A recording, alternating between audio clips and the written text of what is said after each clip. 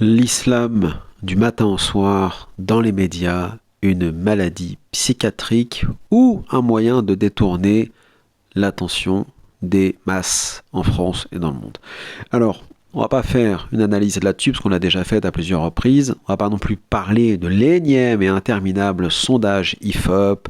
Il y a un sondage chaque semaine sur l'islam, un sondage sur le burkini, sur le voile, sur le djilbab, sur le niqab, sur le sitar.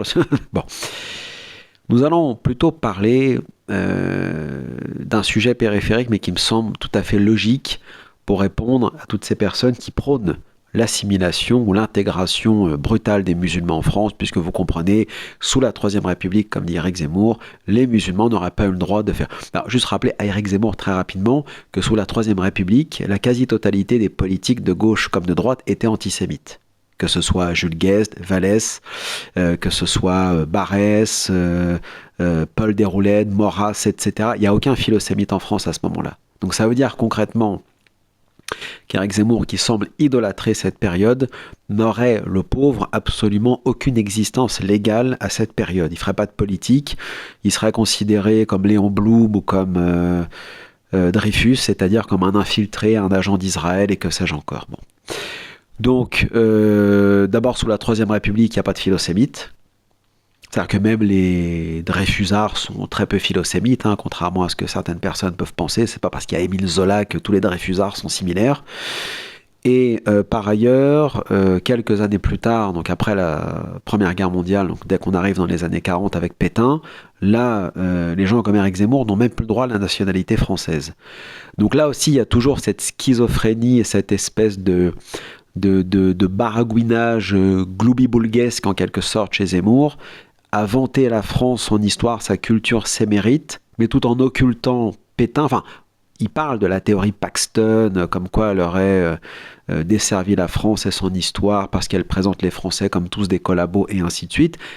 Peut-être, mais qu'est-ce qu'il pense réellement de Pétain et de ses prises de position vis-à-vis des Juifs en France, et qu'est-ce qu'il pense de la Troisième République et des politiques à l'époque? Parce que, encore une fois, Éric Zemmour n'aurait absolument aucune place en tant que pseudo-nationaliste et patriote reconquête actuelle sous la Troisième République, farouchement, violemment, supra-méga antisémite.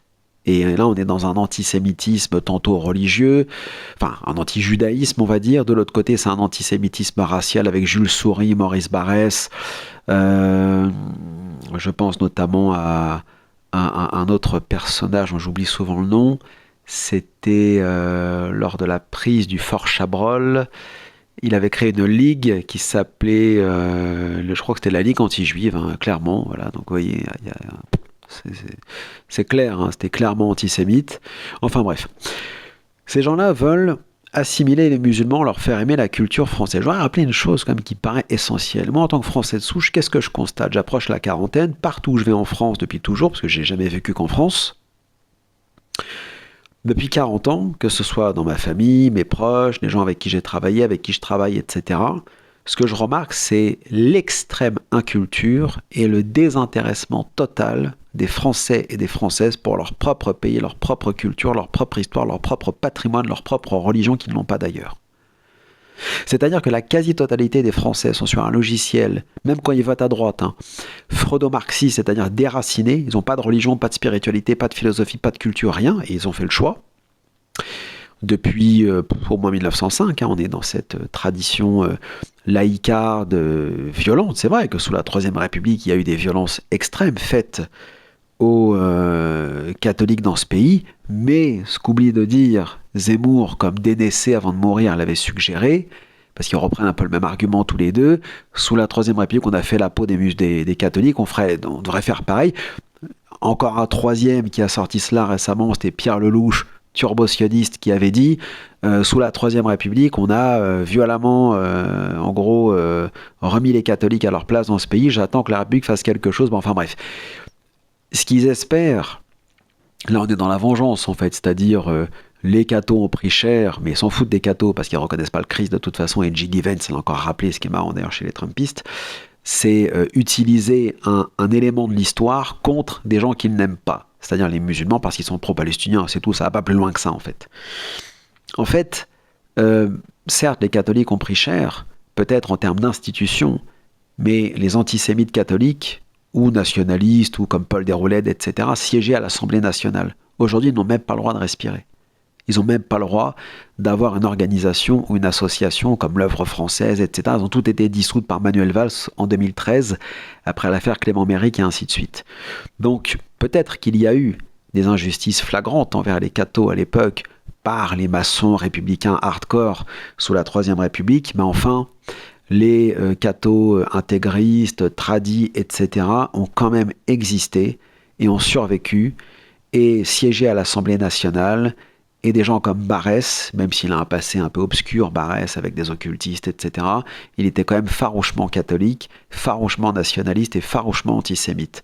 Donc si on suit la logique de dénaisser le loup chez l'autre, ces gens-là n'auraient pas existé, n'auraient même pas siégé au sein de l'Assemblée nationale. Que dire de Drummond, le provocateur qui a glissé l'antijudaïsme classique vers un antisémitisme racial?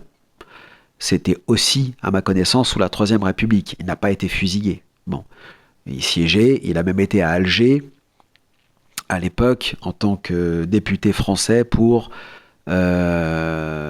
rappeler à ses électeurs qu'il était avec eux, y compris même au fin fond de l'Algérie française. Bon, donc cette thèse ne tient pas à beaucoup.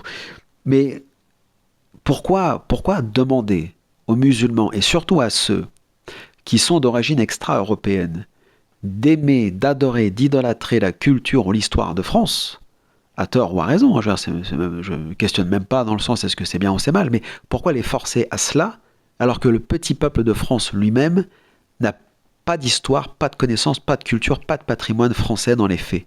Bien sûr qu'il y a plein de Français qui aiment profondément leur pays, qui sont patriotes, nationalistes, etc. Et il y en a un paquet qui connaissent parfaitement l'histoire, la culture française, qui l'aiment, qui la vivent et qui la défendent. Mais ils sont une minorité. Mais on croit toujours qu'ils sont au fin fond de la Creuse. En général, ils tiennent une librairie nationaliste au fin fond de Lyon ou de Paris. Non. Il faut arrêter de croire ça.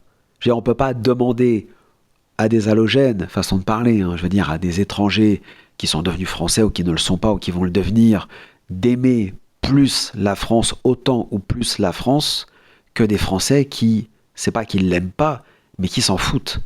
Parce qu'au-delà de la question de la culture, il y a aussi le quotidien des Français, qui sont des êtres humains comme les autres, et la dure réalité de la vie, qui est celle de vivre au quotidien dans la galère. C'est-à-dire travailler, payer ses factures, nourrir sa famille, éduquer ses enfants dans ce capharnaüm, que ce soit des villes comme Marseille, sous le règne de la Kalash et ainsi de suite, c'est quand même pas facile. Donc la culture, le patrimoine, la religion, etc., c'est un peu le cadet des soucis des Français au quotidien, qui n'arrivent même plus à joindre les deux bouts pour payer leurs factures d'électricité. D'un autre côté, je ne vois pas comment moi, je n'arrive déjà pas à avoir une discussion sérieuse avec mes concitoyens, mes compatriotes, sur telle ou telle abbaye, telle ou telle cathédrale, parce que moi ça me passionne, ça m'a toujours passionné, je me force pas, c'est comme ça, j'admire l'art gothique par exemple, enfin bref, mais ça passionne, les Français s'en foutent quoi, je veux dire, ça les intéresse pas. On peut pas avoir une discussion sérieuse avec les Français sur le Moyen-Âge, l'histoire de France, les églises et les cathédrales, les abbayes, les monastères, ils s'en foutent, voilà. Donc, comment je pourrais exiger d'un jeune ou d'un daron d'origine algérienne, musulman ou pas d'ailleurs, de faire plus que les Gaulois qui eux s'en foutent? Je veux dire, déjà, commençons peut-être par les nationaux. Vu que massivement ils ont voté pour Mélenchon l'année dernière, qu'est-ce que je vais leur demander à ceux-là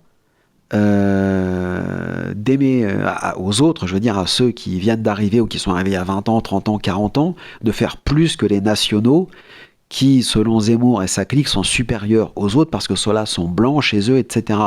Certes, on peut argumenter de cette façon-là, mais enfin, ils sont tellement loin, les Français, de leur propre histoire, culture, patrimoine, religion, spiritualité, philosophie, art, et ainsi de suite, que c'est un peu délirant quand même. C'est comme si on demandait à des citoyens de faire le boulot de la police, quoi, en fait. C'est un peu ça, quoi. Ça me paraît pas très cohérent, quand même. Donc, les musulmans, c'est pas parce qu'ils sont dans la méconnaissance, enfin, les étrangers de l'histoire de France, que ça veut dire qu'ils la détestent.